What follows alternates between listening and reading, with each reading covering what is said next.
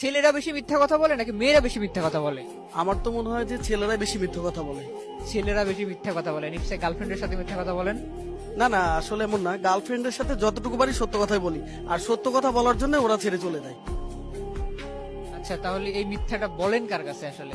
সবচেয়ে বেশি মিথ্যা কথা ছেলেরা বাবা মার সাথেই বলে। লজ্জা করে না বাবা মার সাথে মিথ্যা কথা বলতে? লজ্জা তো একটু করেই, কিন্তু আমি যদি সত্য কথাটা বলতে চাই তাহলে তো তারা দুঃখ পাবে, কষ্ট পাবে, তার চেয়ে মিথ্যাটাই ভালো না? তা কি মিথ্যা বলা হয়? এই যে যেমন কালকে মা রাতে আমাকে ফোন দিল, বললো বাবা কেমন আছো, তুমি কি খেয়েছো? আমি বললাম হ্যাঁ মা আমি খেয়েছি এবং শুয়েও পড়েছি, আলহামদুলিল্লাহ ভালো আছি। মা খুশি হয়ে ফোন কেটে দিল।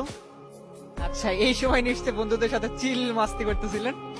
আসলে চিল মাস্তি করতেছিলাম না, আমি গতকাল অসুস্থ ছিলাম এবং অসুস্থ অবস্থায় সারাদিন আমি কাজ করেছি।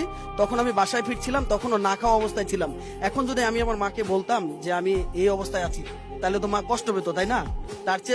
তার চেয়ে বরং আমি মিথ্যা কথা বলাতেই কি মা ভালো থাকলো না? আমার কাছে মনে হলো যে সত্য বলার চেয়ে মিথ্যা বলাটাই আমার মাকে বেশি ভালো রাখলো। আলহামদুলিল্লাহ, তারপরে অনেক ভালো আছি।